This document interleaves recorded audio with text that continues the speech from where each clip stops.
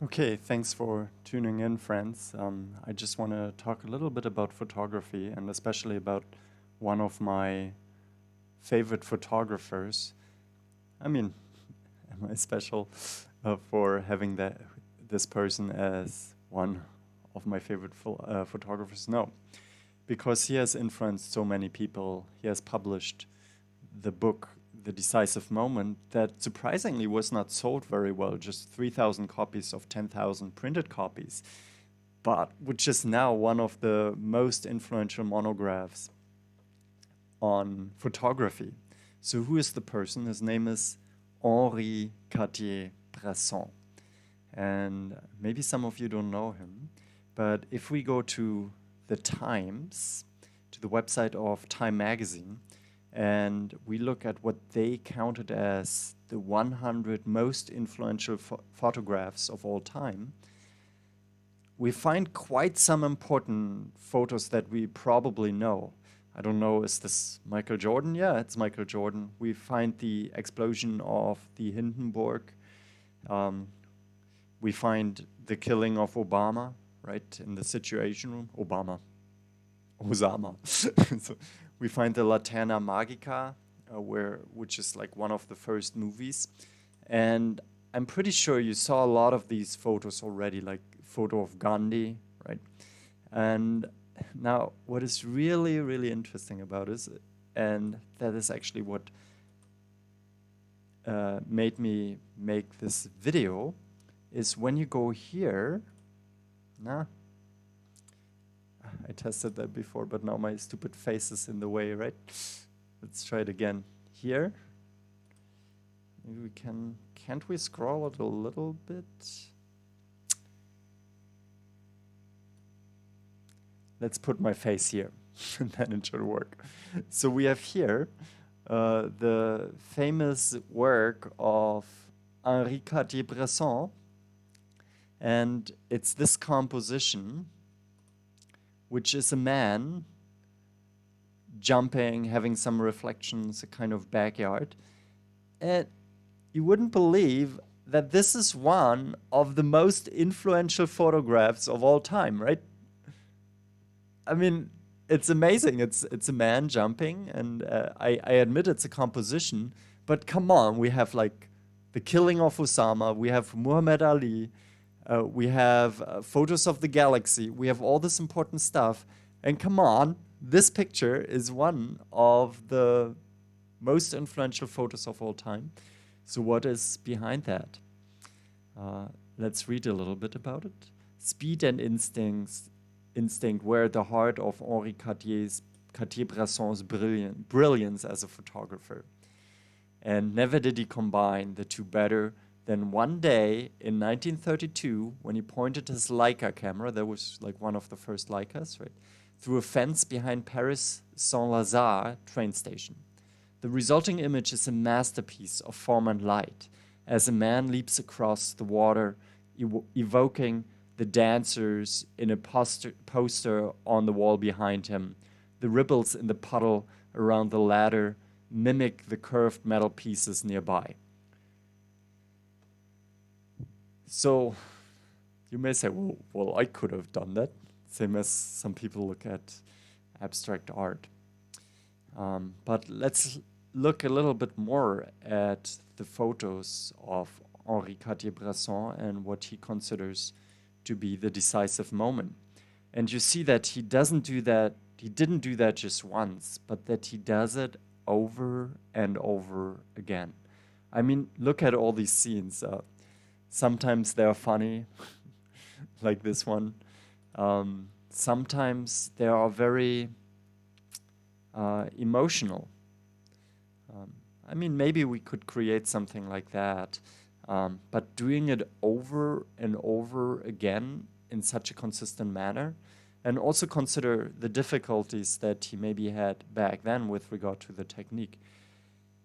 Another interesting feature about Henri Cartier-Bresson is that he believed that the photo should entirely originate in the camera. So he didn't use any cropping techniques in the darkroom. except actually for this photo, this was cropped here a little because there was a fence. But other than that, he didn't do anything to his photos. And I mean, look at this. Can you even believe that this photo is not staged?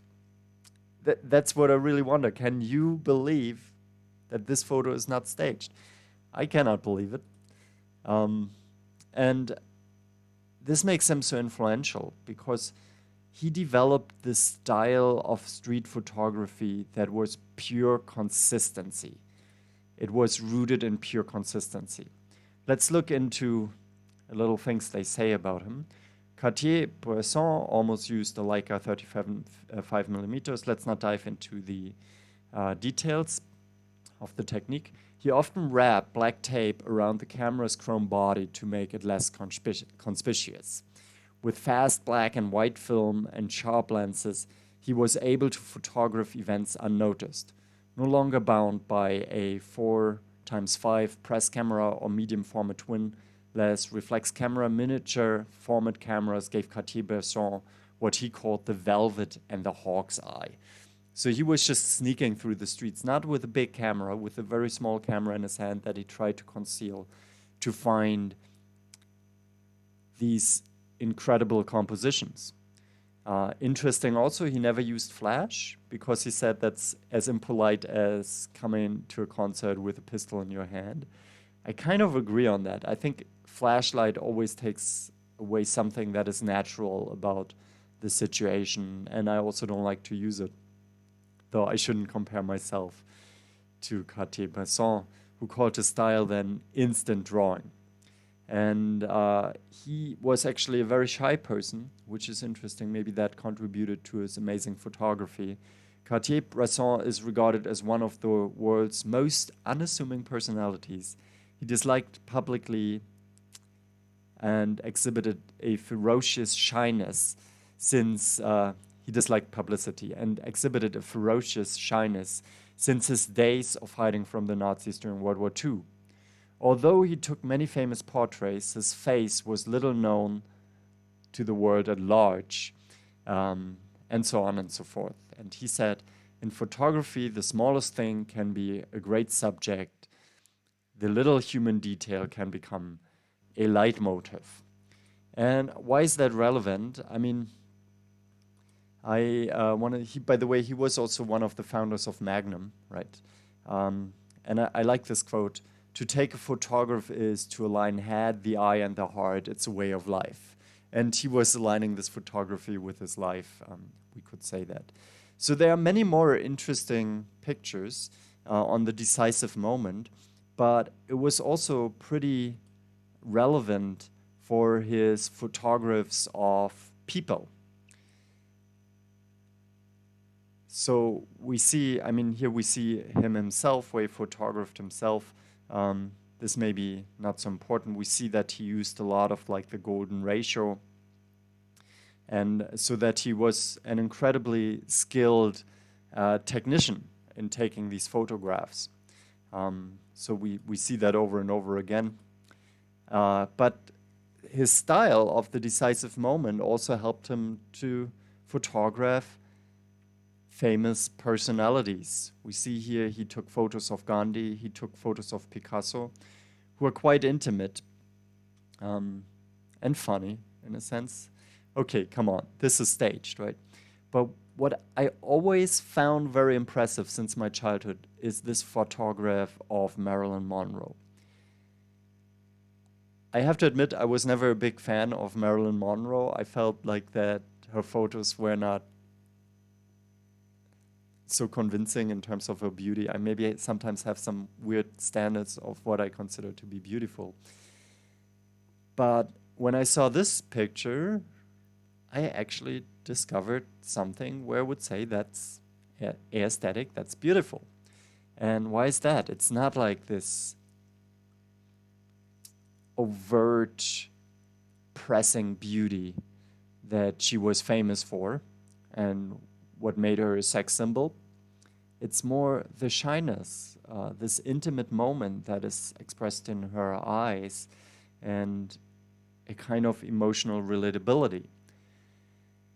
And you can only capture this if you're a street photographer who focuses on the moment, right? Most of the time you get people like posing and then it looks unnatural, but it's like about this particular moment where you want to capture somebody. And this photo and many other photos of famous personalities made me a fan of Henri Cartier-Bresson. He also had photos of Sartre, Jean-Paul Sartre. I probably don't find them now.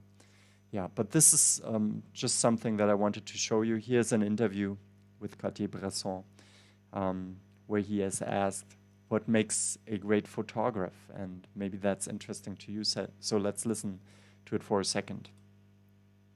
Then on. What makes a great photograph for you? Combination of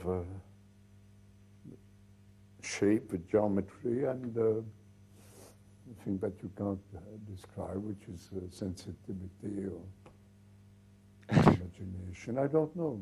And you can't I teach don't it. know. No. I don't know. Do you have any regrets?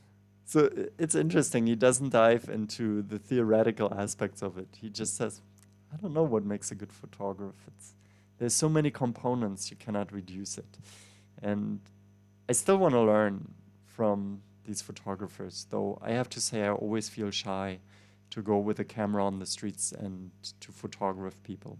So maybe that's not my style. I'm more into portrait photography, where you some kind of arrange the backgrounds and then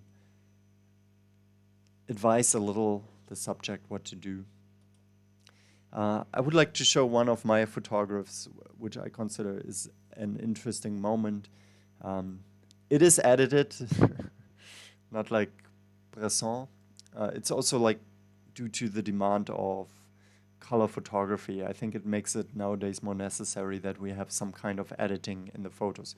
Bresson just took black and white photographs, and I remember when I was like maybe 18, I read like a book of him, and he explained that he doesn't use color photography because the colors make it very, very difficult to create a composition, because, for example, red that is very far will always look close because of the color of red, and he can actually compose better with black and white photography.